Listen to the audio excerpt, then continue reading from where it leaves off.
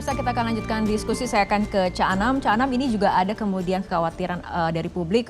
Apakah kemudian kasus ini nantinya akan hanya berhenti di eksekutor ataupun pelaku lapangan? Bagaimana kemudian Kompolnas memastikan bahwa ini diusut secara tuntas, termasuk jika ada aktor intelektualnya? Yang pasti di fase awal ini semua bukti ya, khususnya rekam jejak digital harus dikumpulkan.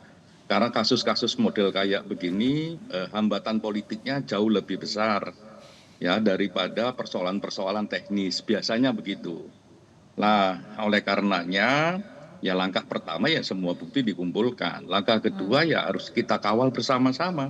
Nggak cukup Kompolnas, nggak cukup kerja polisi sendirian, tapi bersama-sama dengan rekan-rekan komunitas hak asasi manusia, ya dengan publik untuk membongkar ini. Karena ini bukan hanya soal wakil direktur Kontras gitu ya, tapi ini soal kita semua, ini soal demokrasi kita dan bisa terjadi ke kita semua.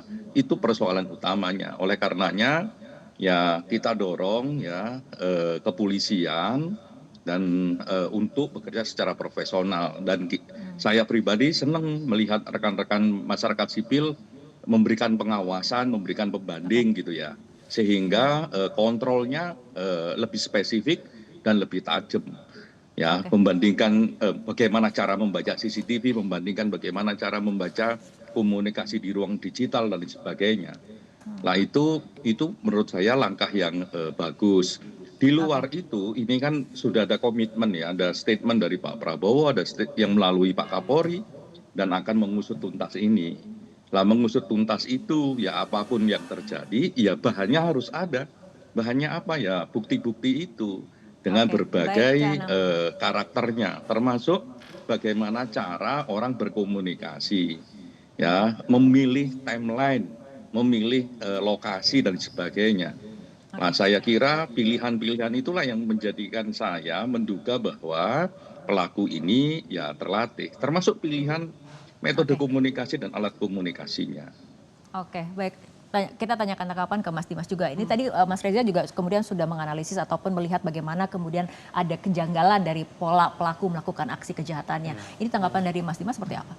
Ya, pola kejanggalan yang dimaksudkan tadi berarti adalah soal skenario perencanaan itu ya, bahwa ada kecerobohan dari pelaku yang pada akhirnya mengakibatkan meninggalkan beberapa alat bukti atau petunjuk, yang itu juga bisa didapatkan oleh kepolisian maupun kami di masyarakat sipil gitu ya. Yang kedua, kejanggalan lainnya yang menurut kami gitu ya, terlepas dari insiden dalam hari naas itu, juga adalah sejumlah tindakan gitu ya, atau proses-proses lainnya yang berkaitan dengan pemilihan waktu dan juga motifnya yang masih belum terungkap gitu ya. Tentu meninjau motif harus ada beberapa analisa, dan kami sedang melakukan itu di masyarakat sipil terutama di Kontras, karena kami mau coba melihat sebenarnya apa sih yang melandasi sampai akhirnya ada serangan secara nyata kepada Andri Yunus gitu ya. Dan saya bisa pastikan bahwa sejumlah upaya-upaya atau tindakan-tindakan yang mengarah pada peristiwa-peristiwa yang sifatnya brutal ini itu dilandasi oleh kiprah dari Mas Andri Yunus dan juga bagaimana eksistensi dia sebagai pembela hak asasi manusia dan bekerja di Kontras. Oke, Mas Reza? Saya merasa terluka tapi sekaligus bangga akan kiprah Andri Yunus ini. Mengingatkan saya pada sosok pahlawan HAM yaitu Munir. Munir adalah orang nomor 1 di Kontras dan juga tokoh elit di Imparsial. Pertanyaannya, kalau memang para pelaku ini punya misi besar, katakanlah untuk membungkam para pegiat sipil, kenapa yang mereka incar justru tanda petik sebatas wakil koordinatornya? Bukankah aksi kejahatan itu akan lebih dahsyat pesannya, akan lebih impactful kalau yang diincar adalah koordinator Kontras itu sendiri? Kenapa yang justru diincar adalah wakil koordinator? Kira-kira apa, Mas? Iya, pertanyaan itu saya mau coba renungkan sebagai pertanyaan personal. Saya juga menanyakan itu karena lagi-lagi motifnya tidak terungkap. Tapi yang kedua, kalau saya boleh membagikan pandangan, adalah karena faktor exposure.